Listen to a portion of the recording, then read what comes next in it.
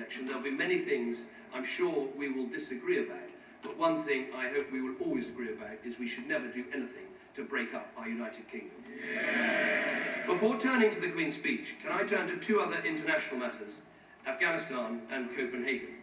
Last weekend we had two further reminders of the sacrifices that our armed forces are making on our behalf.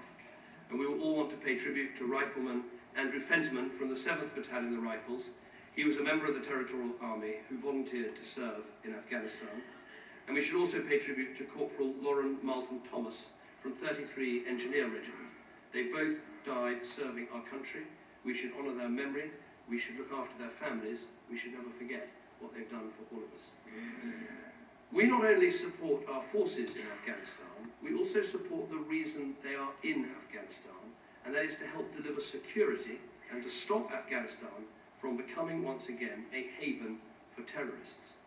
But I believe we must be clear about the future and about the different options that we face.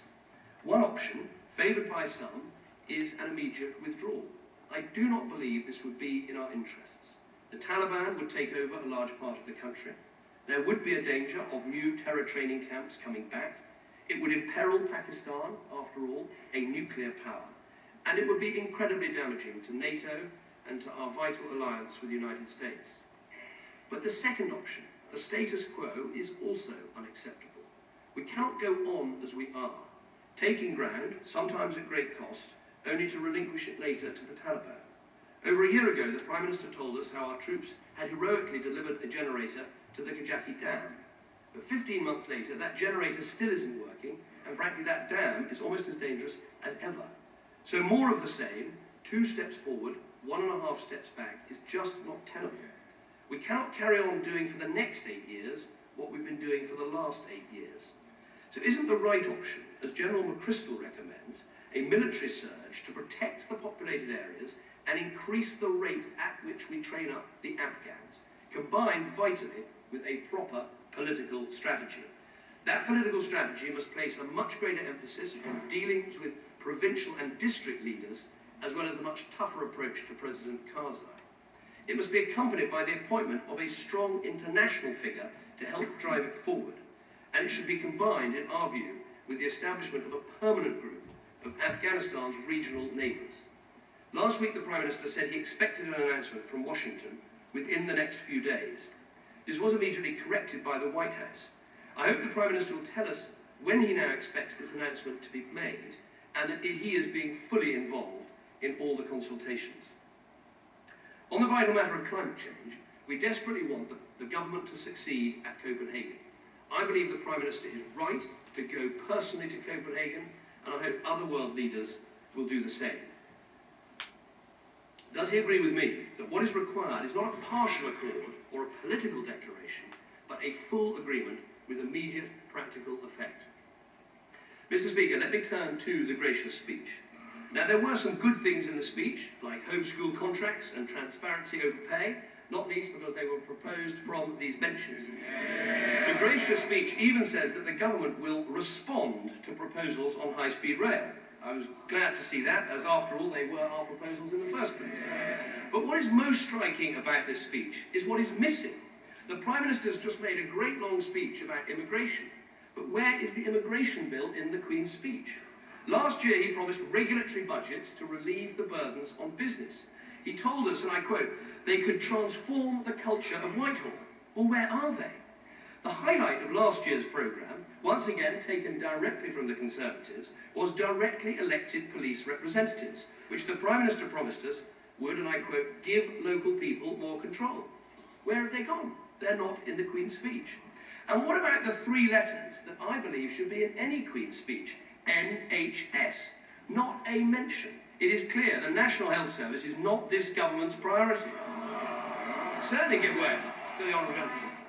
I wonder if the Honourable Gentleman will give a cast-iron guarantee, like his Shadow Chief Secretary on Sky News today, that anyone suspected of suffering with cancer by their GP will be seen by a specialist within 2 weeks.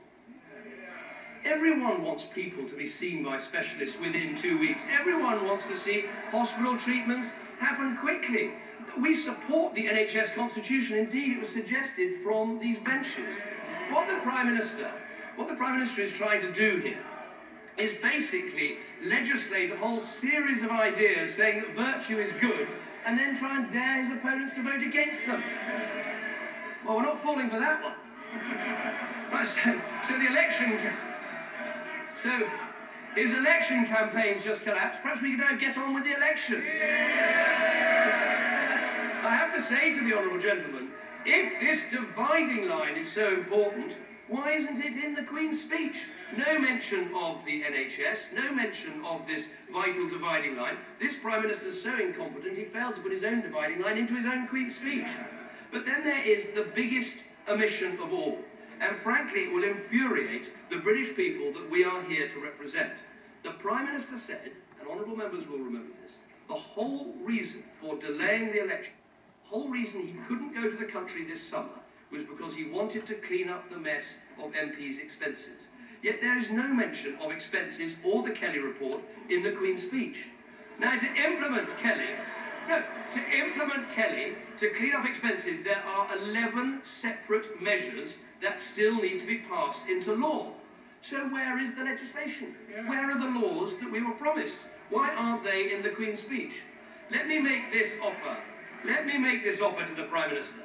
If he brings forward legislation to implement the rest of Kelly, we will support it and help him pass it through this House and the House of Lords. I will give way to the Prime Minister so he can stand up and say that he'll bring forward this legislation and together we can take it through Parliament. Or will he do it? Will he do it? No one watching will understand why this vital work isn't being done in this Parliament. Why don't we show them that we meant what we said? Instead of the measures in the Queen's speech, most of which won't become law by the next election, the expenses changes, the Kelly changes, could become law by the next election. So let me give him another chance. Now he's finished consulting with the shadow leader. Let him stand up now and tell us that together we can pass the laws to implement Kelly in full. He tells us he's serious about cleaning up politics, but when it comes to the crunch, absolutely nothing. I have to ask you, Mr. Speaker, what is the point of this government? What else has he got to do? This is the shortest Queen's speech since 1997. They have run out of money, they run out of time, they run out of ideas, and we've just seen from the Prime Minister, they run out of courage as well. And Mr. Speaker, the background to this speech are the most difficult circumstances for our country for a generation. More than anything else, there is an economic crisis with the longest recession since the war and the worst public finances in living memory. The budget deficit... I apologise for interrupting the right honourable gentleman. There's far too much chuntering from a sedentary position taking place both on the government backbenches and, I'm sorry to say, on the front. The Leader of the Opposition must be heard. Mr. David Cameron. No, the Children's Secretary is incapable of sitting quietly in the class. Something he expects in every class across the country, but he can't even stick to his own rules.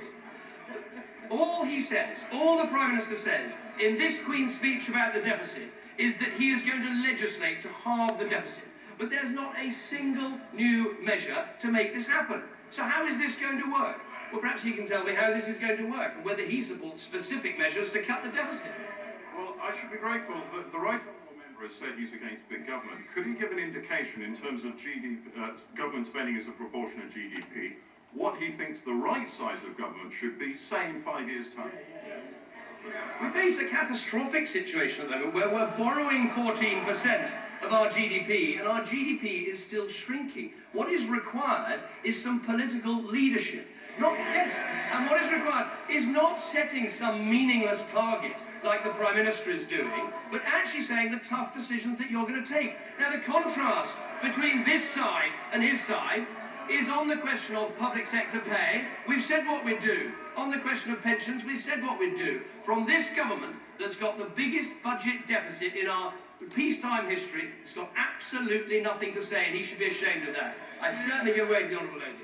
Does the Honourable Member think that it's a tough decision to give a huge tax giveaway to multimillionaires by cutting inheritance tax. Is that what he means by a tough decision? If cutting inheritance tax is such a bad idea, why is this government doing it last year and this year?